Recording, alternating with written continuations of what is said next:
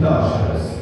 Çünkü biz adalete esas alan bir mücadeleyiz. Kıymetli Bakanım, engellilerin doğumdan ölüme kadar geçirdiği süreçte gerek eğitim hayatı, gerek kamuda çalışma hayatı, gerek sosyal hayatı, gerekse toplumsal sorunların ele alınacağı 3 Aralık Dünya Engelliler Günü farkındalık anlamında sadece 3 Aralık Dünya Engelliler Günü'nün takvimde yazan bir günden ibaret olmadığını, hayatın tamamında sorunları çözüme taşıyan, çözümleri akademik ve bilimsel dile dönüştürüp tüm kamunun ve sosyal alanın faydalanacağı bir çalıştay atlattık. Bu noktada ben emeği geçen tüm akademisyenlerimize, engelli ailelerimize, arkadaşlarımıza, komisyonumuza teşekkür ediyor, şükranlarımı sunuyorum. Eşit ve tam katılım için Güçlü Türkiye 2025 Aile Yılı çalıştayı vesilesiyle sizlerle bir arada olmaktan büyük mutluluk duyuyorum. Memur Sen her zaman toplumsal dayanışmayı büyüten, emeğin hakkını savunan ve sosyal politikalara yön veren önemli paydaşlarımızdan biridir. Gelişimsel riski veya engeli olan 0-8 yaş arası çocuklarımız için başlattığımız aile temelli ulusal erken modeli sistemidir. Bu sistemle desteklenmeye ihtiyaç duyan her çocuğa erken dönemde ulaşarak bakım, sağlık, koruma ve eğitim hizmetlerini tek bir noktadan sunuyoruz. Böylece ailelerle birlikte çocuğun gelişimini güçlendiren bütüncül bir yaklaşımı ortaya koyuyoruz. Bu amaçla Milli Eğitim ve Sağlık Bakanlıklarımızla işbirliğinde Ankara, Bursa, Mersin ve Kahramanmaraş'ta erken çocukluk gelişim merkezlerini kurduk. Amacımız bu modeli Türkiye'nin dört bir yanında yaygınlaştırarak çocukları aileleriyle birlikte güçlendirmek. Diğer yandan geçen yıl başlattığımız bireysel sosyal hizmet danışmanlığı modeliyle hem otizmli bireylere hem de ailelerine destek oluyoruz. Bu süreçte 18 ilimizde 3789 aileye bireysel danışmanlık hizmeti vererek ailelerin yanında her adımında oluyoruz. Kıymetli misafirler, Sayın Cumhurbaşkanımızın takdirleriyle ilan ettiğimiz 2025 Aile Yılı, aile kurumunun tüm yönleriyle ele aldığımız riskleri ve fırsatları birlikte değerlendirdiğimiz önemli bir dönüm noktasıdır. Engelli bireylerin ve ailelerinin hayata eşit ve tam katılımı da bu sürecin merkezinde yer alıyor. Çünkü hiç kimsenin geride bırakılmadığı bir toplum inşa etmek, güçlü aile ve güçlü Türkiye vizyonumuzun ayrılmaz bir parçasıdır. Biraz önce açıklanan Çalıştay sonuç bildirgesi, engelli politikalarımızı daha ileri taşıma yolunda bizler için değerli bir yol haritası olacak, önemli bir kaynaktır. Bakanlık olarak bildirgede yer alan önerileri büyük bir titizlikle değerlendireceğimizi özellikle ifade etmek isterim. Sadece değerlendirmekle kalmayacağız. Bunları tabii ki politikalarımıza hayata geçirmek adına da önemli bir aslında yapı taşı olarak görüyoruz. Şunu özellikle vurgulamak isterim ki engelli bireylerin üretken ve etkin birer özne olarak hayatın her alanına etkin katılımı yönünde adımlar atmak hepimizin ortak sorumluluğudur. Engelli bireylerimizin yüzündeki tebessüm, ailelerimizin huzuru, güveni ve mutluluğu bizim en büyük motivasyon kaynağımızdır. Bu doğrultuda tüm paydaşlarımızla işbirliğini çok kıymetli görüyoruz. Sözlerimi tamamlarken hiç kimsenin geride kalmadığı, engellerin birlikte aşıldığı bir Türkiye'yi hiç durmadan, yorulmadan çalışacağımızı bir kez daha ifade etmek istiyorum. Bu çalıştayın düzenlenmesinde emeği geçen herkese tekrar teşekkür etmek istiyorum. Bütün ailelerimize, bu sürece katkı sunan hocalarımıza, Memur Sen'e ve Engelliler Komisyonumuza, tüm paydaşlarımıza teşekkür etmek istiyorum. Sizleri saygıyla, muhabbetle selamlıyorum. 3 Aralık Dünya Engelliler Günü münasebetiyle engelli bireylerimizin hak ve onur mücadelesine dikkat çekiyor.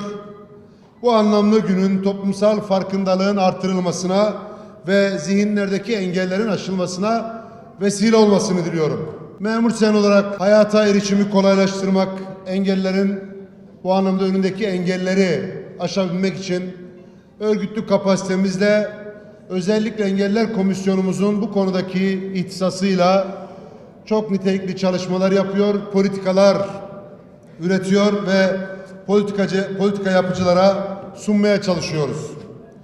Bugün de bu vesileyle tekrar bir aradayız. Az önce Mahmut Çitil Hocam yaptığımız çalışmayı 8 başlıkta buradaki mutfak çalışmasını 2 gün süren gayreti ifade etmeye çalıştı.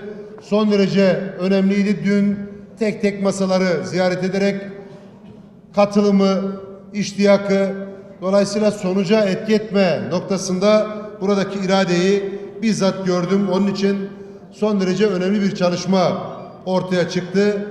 Detaylarını Mahmut Hocam sunumda bahsetmedi. Bakanlığımızdaki teknik personel de burada çalışmadaydı. Onun için çok kıymetli bir rapor ortaya çıktı. Alt başlıklar var, önemli politika önerileri var.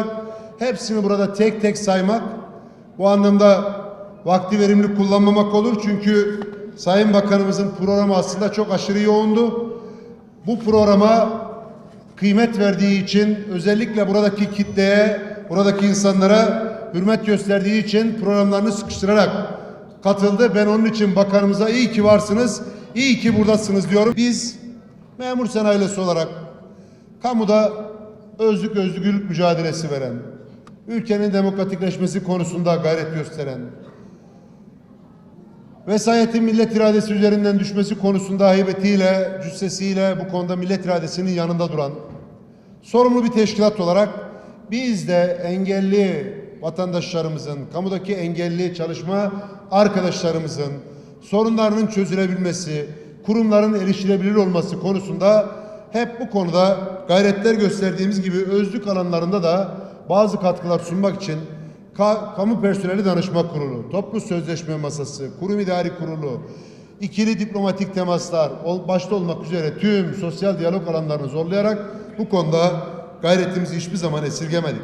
Onun için engellilerin kamuya atanırken genel hükümlerin dışında tutularak bağımsız bir merkezi sınav yapılması fikrimiz ve önerimiz bu konuda karşılık buldu. Kendisi ve bakmakla yükümlü olduğu aile bireylerinin birisi engelli olan personele tayin kolaylığı tanınması, mesai saatlerinde bu anlamda saatlik izin verilmesi, gece vardiyası ve nöbetlerden de muaf tutulması konusundaki talebimizi sonuca ulaştırdık ve netice aldık. Engelli ve engelli yakın olan memurlara kamu konutlarında öncelik verilmesi konusundaki ısrarımız, gayretimiz bu anlamda belli oranda karşılık buldu. Engelli memurların mesai saatlerinin özür durumları da dikkate alınarak şekillenmesi konusundaki gayretimiz anlaşılabilir oldu. Aile yardım ödeneğinin engelli çocuklar için %% artırımlı ödenmesi konusundaki teklifimiz karşılık buldu ama yeterli olmadığı için ısrarla artırılması konusundaki gayretimiz sürüyor. Onun için birçok başlığı sayabilirim ama burada amaç yapılmış olanlardan ziyade bazı bekleyen sorunlara da dikkat çekmek. Onun için 8. dönem toplu sözleşme masasını geride bıraktık. Kısa süre önce Ağustos ayında bu süreci yönettik. Orada ifade ettiğimiz bazı başlıklar vardı. Bunlar güncelliğini koruyan başlıklar.